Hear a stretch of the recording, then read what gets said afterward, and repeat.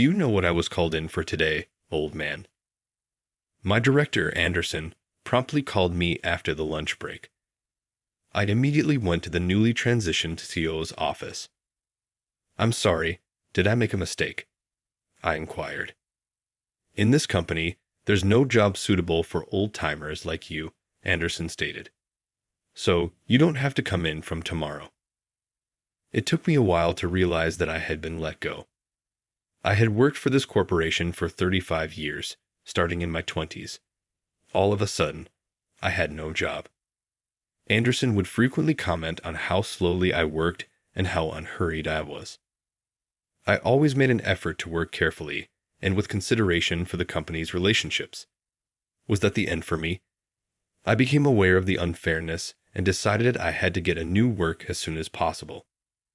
I hadn't even given the thought of taking revenge on Anderson at that point.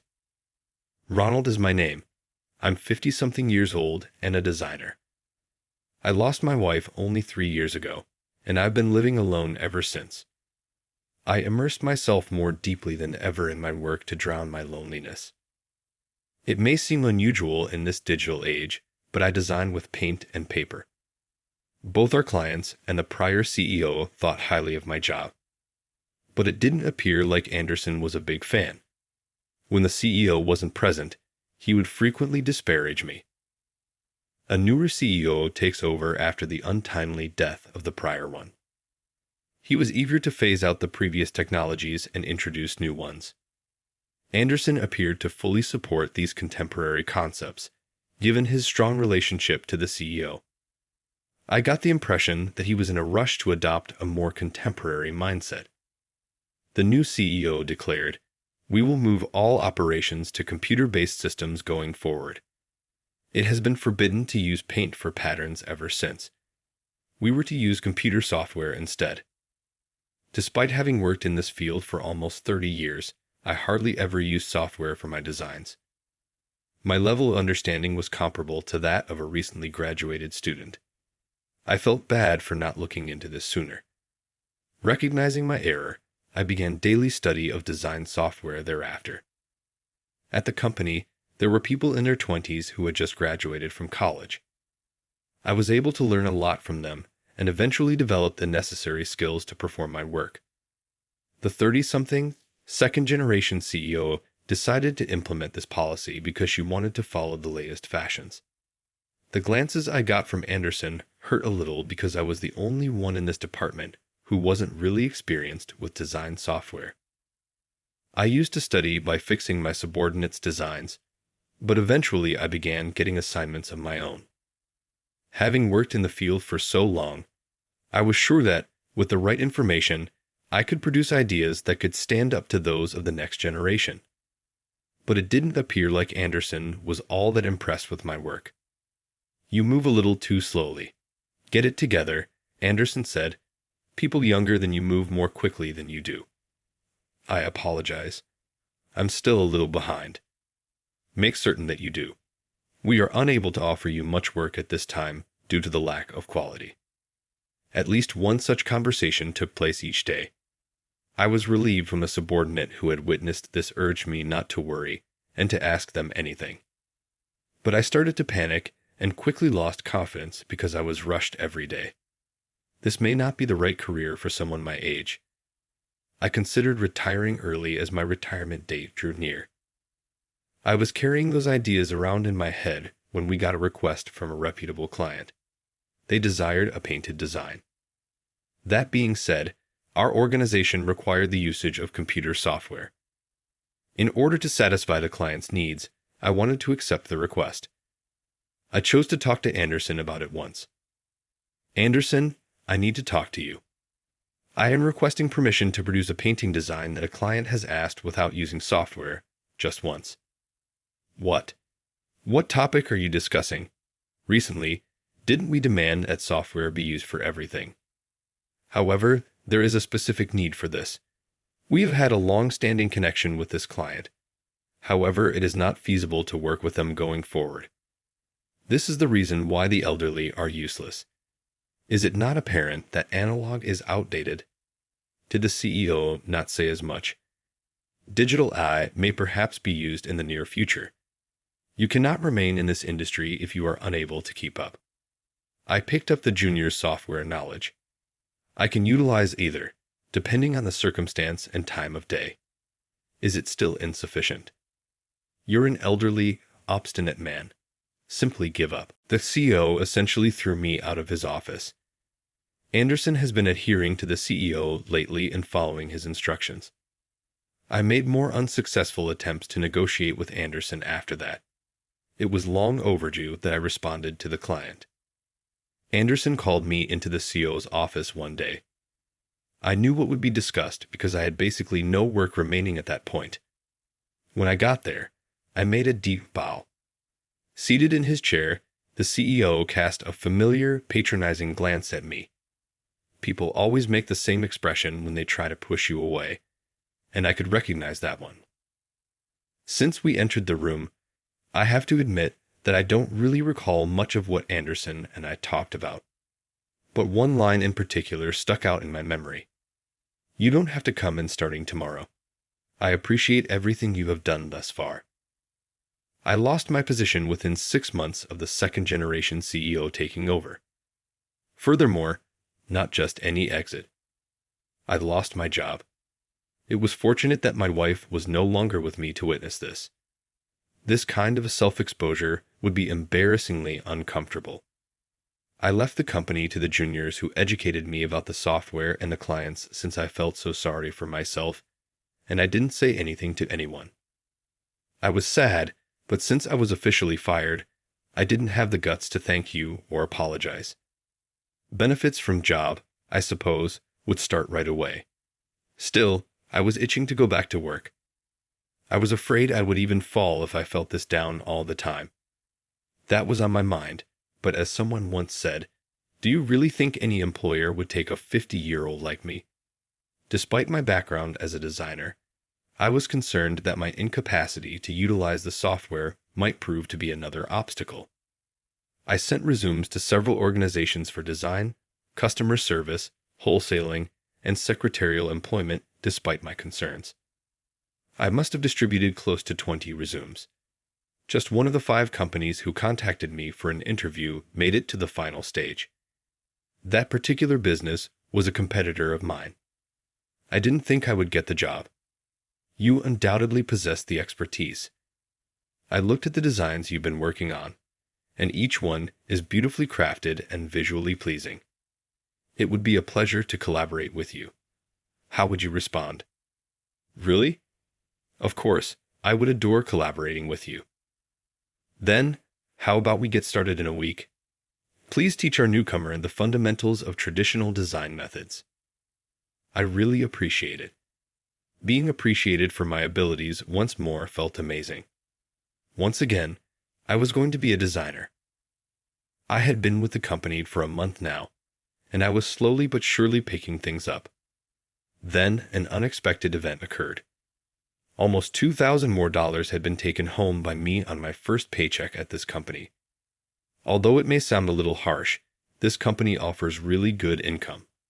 Sam chuckled as I muttered something beneath my breath. Ronald, that's because you're so talented. I'm not sure how much money you made at your previous position, but you have a unique skill set that might succeed anywhere. Though a little shy, I was overjoyed. As I picked up the skills and gained recognition from Sam and my juniors, I questioned whether I was actually contributing to the squad. It was then that my phone rang. Anderson was the one. When I nervously replied, I was met with an indignant diatribe. You're not qualified as an adult or a professional. You're the reason why everyone is in difficulty. Please don't be upset. What took place? There's no time to dwell on the past. You quit your employment without turning in any paperwork. We don't have any historical statistics or client information. That's because there wasn't enough time, and I was told to leave on that day. Such pathetic justifications. How did you treat us? Within 2 days, submit the handover data, else you will be declared jobless and at liberty. Regards in advance. The call ended abruptly, and I was forced to take sole responsibility. If ENT found out that I was employed by a competitor, what would he think? At my current employment, I received new assignments that I needed to get started on right away. Troubled, I made the decision to speak with Sam. Sorry to bother you, Sam. My former employer called me just now and asked that I turn over the necessary handover paperwork immediately. I might leave for around 2 hours to take care of things. Well, that's all right, but you weren't exactly on good terms when you left that place, right? That is accurate, yes. You truly have the final say, Ronald. Although confidence can be difficult at times, you should have a healthy amount of it because you're doing a fantastic job. Although I knew in my heart that I didn't have to do this, his words made it official. I'm grateful. I will not move today. Sam smiled warmly at me after our talk and returned to his job. I didn't handle the handover documents that day. That was the end of my relationship with my previous employer. I apologize for the abrupt call. It's John here. Do you still recall me? It had been about a month since I'd hung up on Anderson and ended things when John, a former classmate, contacted me. I hesitantly answered the call, fearing that he might have been prodded by Anderson, only to hear an incredibly flat voice. Yes, you are in my memory. I apologize for causing difficulties and leaving so quickly. What took place today? Don't worry at all. I take it that the director and the CEO are the reason you left. We've been experiencing some issues. Apart from myself, it appears like everyone in their 40s and 50s is getting laid off based on what I've heard. It appears as though the younger workers who are still there are running the business. In addition, other issues have arisen as a result of the improper transfer. Actually, our CEO is nervous because we recently lost a big client. Additionally, there appears to be a lot of poor departmental communication, which results in missed deadlines. What actions should I take? In an attempt to comfort him a little, I suggested that such coordinating tasks should be left to a supervisor since he's a new recruit and doesn't bear that much responsibility yet. Then, he struggled to respond, saying, "The problem is, I'm the leader." The CEO told me that young people needed to stand up in this new age and that I should become a leader to include their thoughts after all of the senior workers quit. John sounded very hopeless. He recently joined this year and is a rookie. Even if I don't have the strongest will, I can sense that something is wrong. Even yet, I encountered opposition to the notion of voicing my disapproval to the director or CEO directly. I've heard a lot about his work, and it sounds like he has a lot on his plate, including meetings with the CEO, departmental coordination, client visits, and dealing with elderly staff. This might shatter him. He helped me learn how to use some design tools, so I wanted to return the favor by helping him. He mentioned that there was a client he used to manage, and it appeared like we were about to lose their contract, so I asked him what the biggest challenge was at the moment. The CEO has stated that's the one thing he wants to preserve above everything else. But to be honest, it doesn't seem likely given the current management approach. In fact, the customer I used to oversee preferred designs made with conventional pens and paper. I've reached my limit. I've been trying for 6 months, but I just can't do this anymore. However, I'm in charge here, and there are elders. It appears that he is thinking of giving up. Before his spirit crumbles, something needs to be done. I decided to tell John about an idea I had. He was taken aback at first, but it appeared that he eventually understood what I was saying. I appreciate you listening. I've decided, Ronald, because of you. You have my deepest gratitude. Come chat to me whenever you need to, John. I'm going to wait. I hung up the phone after that. I hoped I could help John in some way. I had taken the morning off on this particular day. To my amazement, when I awoke, I got more than 10 missed calls from private numbers.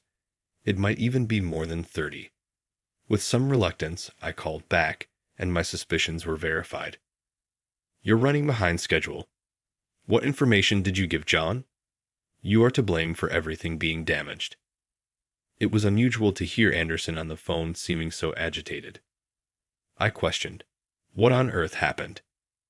It's true that I did provide John with some information. Today, John took an unplanned leave of absence. Not only is he not returning our calls or emails, but when we looked into his desk, we found a note in the corner that said, "Going to Ronald's place." I was surprised at how fast he moved. All I had done was offer to show him around my office if he was interested. Naturally, I informed him that I was unable to ensure he would be given an interview. "What steps will you take to correct this? There are some projects that have approaching deadlines. You were solely to blame for this. I'll take you to court." The word sue made me shudder, and as I opened my mouth to reply, I heard an employee ask for Anderson. There were also footsteps and the sound of phones ringing. It seemed as though chaos might be in store. The phone abruptly hung up while I was thinking about this casually. Anderson's remarks have always been hard for me to take in. They have a sharp edge. But I'm not the same person that I was before. I feel much more confident now that I've been with my new company for 6 months. I wouldn't know what to say if someone questioned what the old man was talking about incoherently. However, it appears that I've been able to advance both technically and emotionally. Not that I think this is my fault, but I can't get the word sue out of my head. I made the decision to speak with Sam about it. I arrived at work as usual in the afternoon to find a familiar-looking young man cheerfully chatting with Sam. "Thank you so much for everything, Ronald. Thank you very much for the other day and for everything you've done for me at the prior company. I truly owe you one. I'm glad to hear that you're doing nicely. Anderson informed me. Did you leave suddenly? Has anyone heard of that? I feel ashamed. I suppose my career has failed." "No, John, not at all. Your life is at stake. When you've had enough, it's acceptable to flee. But in the event that you failed this interview, what were you going to do?" "Well, I would have winged it." Such a normal young person's reaction. That's a pretty nice way of thinking. Interestingly enough, he appears to be here for an interview. Do you know if he passed? A little uneasy, I looked at Sam. There was stillness for a time, then Sam smiled and raised his hands above his head to make a large circle. My shoulders were free of stress, and I felt relieved. John inquired later about my knowledge. I told him the truth about what had transpired that morning because he had quit. John left because of me. They vowed to file a lawsuit. I wonder whether someone will sue me. After a moment of confusion, Sam smiled his typical smile and reassured me that I should feel secure because after everything that John and I had gone through, there was no way for the other side to prevail. What they seem to be doing seems like unjust termination based on what you've told me. Perhaps our argument is stronger. Have self-assurance. By the way, was the CEO always that kind of person? Sam thought back to our past drinks together and the times our firms had worked together. It reminded me of the old-fashioned kind and collected manner of the CEO he mentioned. That may be the father, the CEO from the first generation. Once he died, it went to the second generation. Are you serious? They appeared to be quite different people, so I sensed something wasn't right. Now that I see. That company isn't going to endure many more months, in my opinion. In fact, today marked the resignations of 3 of my newly hired coworkers, and my supervisor has announced his own resignation. Their father worked so hard to maintain the company. Thus, it is inexcusable that they allowed it to fail. Okay, let me handle it the next time they get in touch with you. I'll let them know how I really feel. Sam's cell phone rang just as he finished speaking, so he quickly left the room. To be honest, I suspected the business was close to going bankrupt. Young workers with little professional expertise are launching new businesses and establishing connections with other industries. That is no simple task. My phone rang as I was thinking about this and talking to John. The phone number was blocked. When I picked up the phone right away, I could hear Anderson's voice over the loudspeaker, almost like someone screaming. John also appeared astonished by it. "Hey, clean up this mess. I've been juggling multiple tasks since the morning, and our staffing level is low. Since there's nothing I can do, I've also resigned. How are you unable to find work? At the very least, you can arrive and assist. Old man, when else are you going to look good? We must have spent 5 minutes or more having similar conversations. A booming voice came from the side just as I was about to hang up. Up until now, I've been listening silently. Is it a polite way to ask for assistance? That's not how you interact with people. Here, who is the true adult? There was stillness for a while, and then John yelled into the phone, releasing all he had been holding in. Then Anderson's voice became tremulous. Is that you, John? Please, John. I'm not upset. Return. Our CEO is waiting. You are needed. Thought to himself, he knew John would never approve. Then Henderson spoke in a dejected tone. Are you implying that the business cannot function without me, even if I am fired? I won't be let go because I'm a young man, not an elderly one. It appeared like he feared losing his job. He must be concerned because he has a child in middle school. However, he is only 4 years younger than me minus 49. He must appear to be an old guy to the CEO of the second generation. Look, I'll tell the CEO to give you a raise right now if you can keep working with the client that Ronald used to handle. Thus, will you not return? About that client, they've just signed a contract with our company. Sam seems to have heard Anderson and John's loud voices. As though tossing off the facts, he repeated them. During our phone conversation, I had requested John to notify my previous client of my whereabouts in the event that he planned to visit this organization for an interview. What on earth are you?